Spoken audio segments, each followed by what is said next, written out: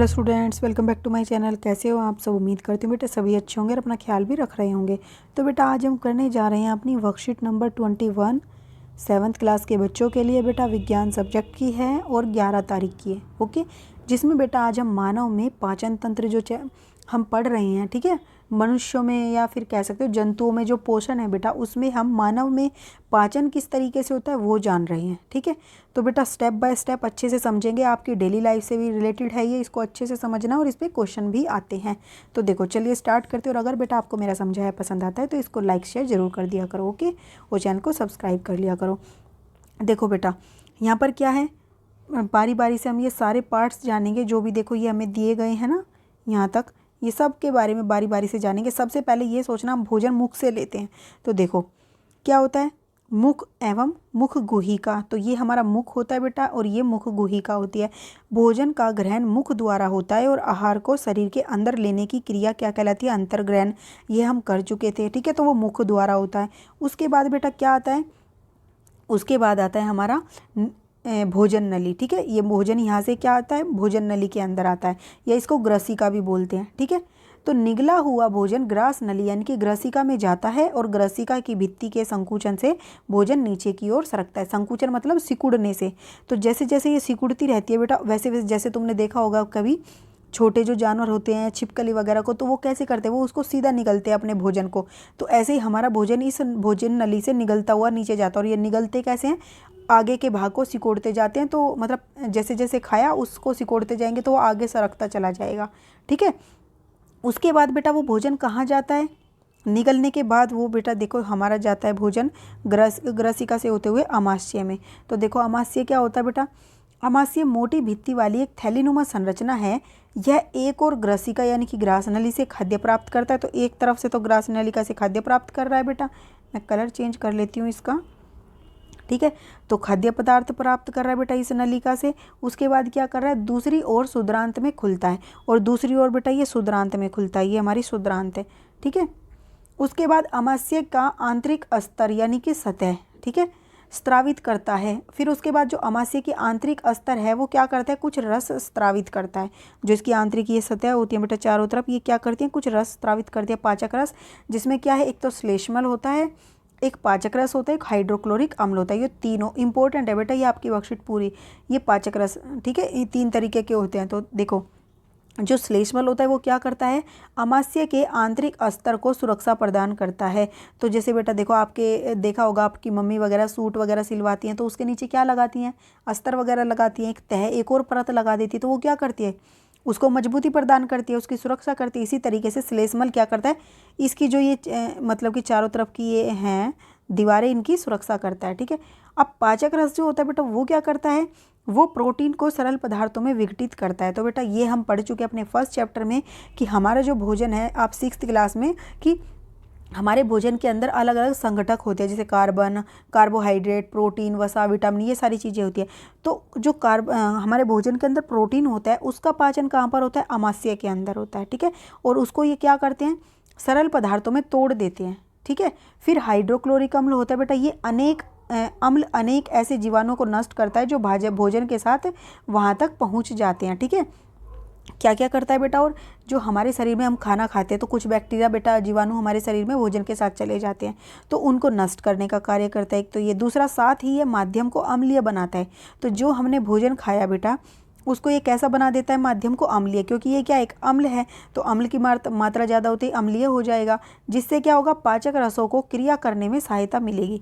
जैसे तुम देखते होंगे कि जैसे घर में बेटा मूली वगैरह कोई भी सब्जी है, किसी चीज़ को हमें गलाना होता है तो हम उस पर नमक डाल देते हैं। ठीक है, इसी तरीके से हम अपने भोजन को पचाने के लिए हमारे शरीर में कुछ अम्ल निकलता है जो उसको क्या कर देता है, और भी ज़्यादा गला देता है। ठीक है, और जिसकी वजह से पाचन और भी तेज हो जाता है। ठीक है, तो ये तीनों चीज़ें आपने जान ली, श्लेष्मल, पाचक रस और हाइड्रोक्लोरिक अम्ल हमारे अमाशय से निकलता है। उसके बाद बेटा हम बात करेंगे कि हमारा जो भोजन है वो कहाँ जाता है। उसके बाद जाता है बेटा हमारा बृहदांत्र में। ठीक है, बृहदांत्र में नहीं बेटा, शुद्रांत में जाता है। ओके, देखो ये येलो से इस ऑरेंज में जाता है शुद्रांत में। तो इसको जानते हैं, ये शुद्रांत क्या होती है बेटा, तो शुद्रांत जो होती है हमारी अत्यधिक कुंडलित और लगभग 7.5 मीटर लंबी होती है। ठीक है। ये बेटा तुम देख रहे होंगे कुंडली सी बनी हुई है एक, जैसे सांप बैठ जाते हैं उस तरीके से ऐसे ऐसे कुंडली मार के, और ये बहुत लंबी होती है, यानी कि 7.5 मीटर लंबी होती है। ठीक है, तो इतनी लंबी, और देखो हमारे इतने से शरीर के अंदर आ रही है। यह यकृत और अग्नाशय से स्राव प्राप्त करती है। और ये बेटा क्या करती है, इसके अंदर यकृत और अग्नाशय, यकृत कहाँ पर है बेटा हमारा, ये हमारा यकृत है। ठीक है, और यहीं पर हमारा क्या है बेटा, अग्नाशय। देखो ये इसके पीछे जो दिख रहा है ये हमारा अग्नाशय है। तो इन दोनों से जो रस होते हैं, पाचक रस, वो यहाँ पर आते हैं क्षुद्रांत के अंदर। तो पहले हम यही पढ़ लेते हैं कि यकृत से कौन सा रस आता है। तो देखो बेटा यकृत से कौन सा रस आता है, यहाँ पर यकृत शरीर की सबसे बड़ी ग्रंथि है। और बेटा ये शरीर की सबसे बड़ी ग्रंथि है। ठीक है, ग्रंथि है ये। यह पित्तरस को स्रावित करती है। इसमें से पित्तरस निकलता है, तुमने सुना भी होगा पित्त की थैली और इन सब के बारे में, तो ये यहीं पर होता है पित्तरस। ठीक है, और ये पित्त की थैली होती है। ठीक है, जिसको पित्ताशय बोल देते हैं। तो एक थैली में संग्रहित, और ये जो पित्तरस यहाँ से निकलता है वो इस थैली में इकट्ठा होता जाता है, जिसको हम क्या बोल देते हैं, पित्ताशय या पित्त की थैली। ठीक है, फिर पित्तरस का वसा के पाचन में महत्वपूर्ण भूमिका निभाता है। अब जो ये पित्तरस स्रावित हुआ था, जो पित्त की थैली में इकट्ठा था, ये क्या करता है बेटा, ये हमारे पाचन में महत्वपूर्ण भूमिका निभाता है, हमारे भोजन को पाचित करता है। ठीक है, उसके बाद बात करते हैं हम अपने पित्ताशय की। ठीक है, पित्ताशय तो हमने देख लिया बेटा। अब हम अग्नाशय की बात करते हैं। जो हमारे शरीर में अग्नाशय होता है ना, ये हमारे पेट के या अमाशय के पीछे, उसको बोलते हैं अग्नाशय। कन्फ्यूज नहीं होना है अमाशय और अग्नाशय में। अमाशय हमारा पेट होता है, अग्नाशय क्या होता है, ये ग्रंथि होती है, जैसे यकृत होता है। तो अग्नाशय एक बड़ी ग्रंथि है जो, लेकिन सबसे बड़ी ग्रंथि कौन सी है, यकृत है, लीवर है। ठीक है, जो अमाशय के ठीक नीचे स्थित होती है। अग्नाशयिक रस कार्बोहाइड्रेट एवं प्रोटीन पर क्रिया करता है। तो बेटा जो अग्नाशय ग्रंथि है वो क्या, कौन सा रस निकालती है, अग्नाशयिक रस। ठीक है, ये किसका पाचन करते हैं, पित्तरस जो होता है बेटा वो हमारा, हम पढ़ेंगे किस में पाचन करता है, हमारे वसा का पाचन करता है। ठीक है, पित्तरस किसका करता है, वसा का पाचन करता है। दूसरा जो क्या नाम है, ये अग्नाशयिक रस है, ये किसका पाचन करता है, प्रोटीन का और कार्बोहाइड्रेट का, दोनों का, तथा इनको उनके सरल रूप में परिवर्तित कर देता है, यानी कि छोटे छोटे टुकड़ों में तोड़ देता है इनको।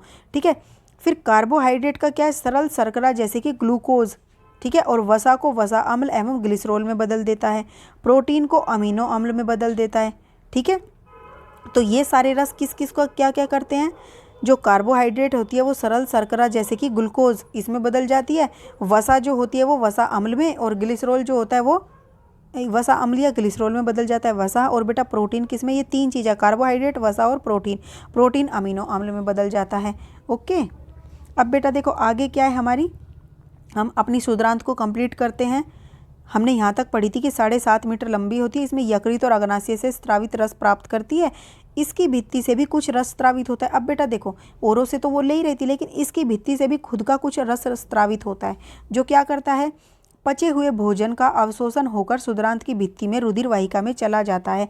जो इसका रस निकलता है बेटा, ये जो बचा कुचा रह गया था भोजन, उसको अच्छे से पाचित कर देता है।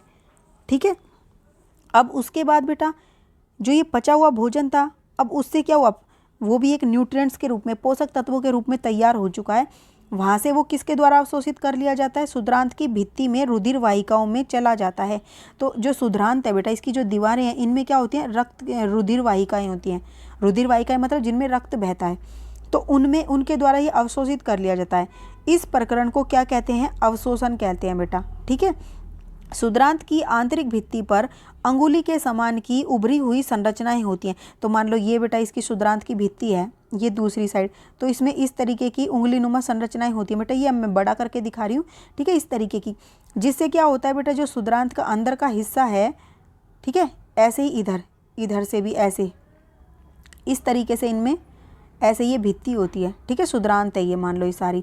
इसमें फिर जो ये पाचक रस था, इन उंगलियों नुमा संरचनाओं के द्वारा अवशोषित करके ये जो रक्त वाहिकाएं थी इनमें चला जाता है। ठीक है, और इन उंगली नुमा संरचनाओं को क्या बोलते हैं बेटा, दीर्घरोम बोलते हैं या फिर रसांकुर। दीर्घरोम पचे हुए भोजन के अवशोषण हेतु क्या करते हैं, अक्षेत्र को बढ़ा देते हैं। ये दीर्घरोम क्या कर रहे हैं, अवशोषण का अक्षेत्र बढ़ा रहे हैं। नहीं तो जब यहाँ से अवशोषित होता, अब ये क्या होगा, हर जगह से अवशोषित हो रहा है। ठीक है, भोजन का वह भाग जिसका पाचन या अवशोषण नहीं होता वो बृहदांत में भेज दिया जाता है। ठीक है, अब बात करते हैं बेटा बृहदांत की। ठीक है, यहाँ पर बृहदांत का आया था, जो मतलब कि जो भोजन पचा नहीं था, ठीक है, उसका अवशोषण नहीं हुआ था, वो बृहदांत में चला जाता है। बृहदांत क्या होता है बेटा, देखो यहाँ पर बृहदांत होती है ये बड़े वाली आंत, ठीक है, ये हमारी बृहदांत है, इस तरीके से फैली हुई होती है, इसमें चला जाता है वो। ओके, अब ये क्या होती है बेटा, क्षुद्रांत की अपेक्षा चौड़ी होती है, यानी कि मोटी होती है। ये पतली थी और लंबी थी, और ये लगभग 1.5 मीटर लंबी होती है, ठीक है, वो 7.5 मीटर लंबी थी। कार्य क्या होता है बेटा इसका, जल और कुछ लवणों का अवशोषण, जो अपचित भोजन था उससे जल और लवण को अवशोषित कर लेती है, ठीक है। फिर बचा हुआ अपचित भोजन मलाशय में चला जाता है, ठीक है। जो बेटा बचा हुआ भोजन था वो कहाँ, मलाशय, यहाँ पर क्या है, ये मलाशय, इसमें चला जाता है तथा अर्ध ठोस मल के रूप में रहता है, और यहाँ पर अर्ध ठोस मल के रूप में ये इकट्ठा हो जाता है।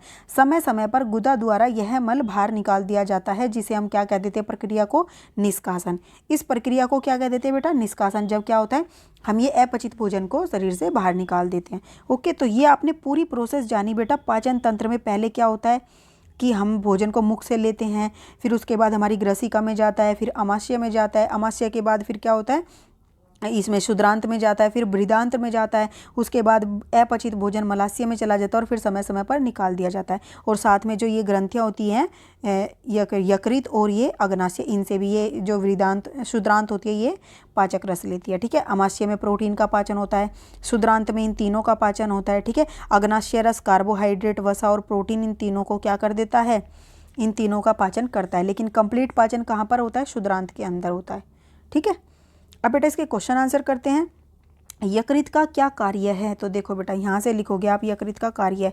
यकृत शरीर की सबसे बड़ी ग्रंथि है, यह पित्तरस को स्रावित करती है। उसके बाद लिखोगे पित्तरस वसा के पाचन में महत्वपूर्ण भूमिका निभाता है, ठीक है, ये लिखना, ये बीच का मत लिखना।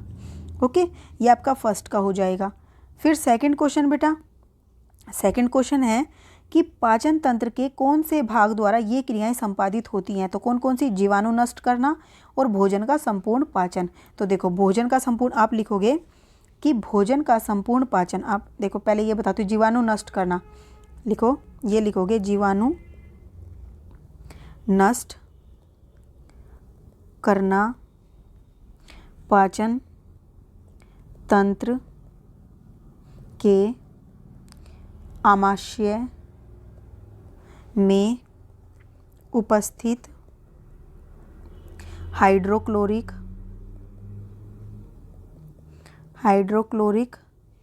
अम्ल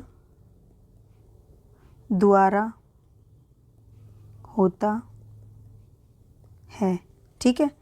फिर बेटा जो क्या होता है, भोजन का संपूर्ण पाचन, तो लिखोगे भोजन का संपूर्ण पाचन कहाँ पर होता है, क्षुद्रांत में, ठीक है, छोटी आंत में, क्षुद्रांत में होता है। आप साथ में ये भी लिख सकते हो छोटी आंत में। अब बेटा थर्ड क्वेश्चन का है, दीर्घरोम अथवा रसांकुर किन्हें कहते हैं, तो देखो आप ये लिखोगे क्षुद्रांत की आंतरिक भित्ति पर उंगली के समान उभरी हुई संरचनाएं होती हैं, जिन्हें दीर्घरोम या रसांकुर कहते हैं। तो आप ये लिख दोगे, ठीक है, ये आपका थर्ड का आंसर हो जाएगा। फोर्थ बोला है बेटा आपको, मानव पाचन तंत्र का एक स्वच्छ नामांकित चित्र बनाइए। तो आपको बेटा जो ये नामांकित चित्र है ये आपको बना देना है, इसके नाम लिख देने हैं, ये पूरा का पूरा ये सारा डायग्राम। चाहे तो आप ये मत बनाओ, ये सारा हिस्सा आपको बनाना है, ठीक है। और इनके नाम, ये क्या है, ये क्या है, ये क्या, ये अपनी बुक से भी बना सकते हो, ठीक है। तो ये थी बेटा आपकी आज की वर्कशीट। उम्मीद करती हूँ आपको अच्छे से समझ आई होगी। फिर भी कोई डाउट हो तो कमेंट बॉक्स में पूछ लेना, और समझ आई तो इसको लाइक शेयर जरूर कर देना, और प्लीज़ चैनल को सब्सक्राइब कर लेना, ठीक है। इस वीडियो में बेटा इतना ही। अपना नेक्स्ट टॉपिक हम अपनी नेक्स्ट वीडियो में करेंगे। तब तक के लिए ऐसे हंसते रहिए, मुस्कुराते रहिए, पढ़ते रहिए और आगे बढ़ते रहिए। Thank you.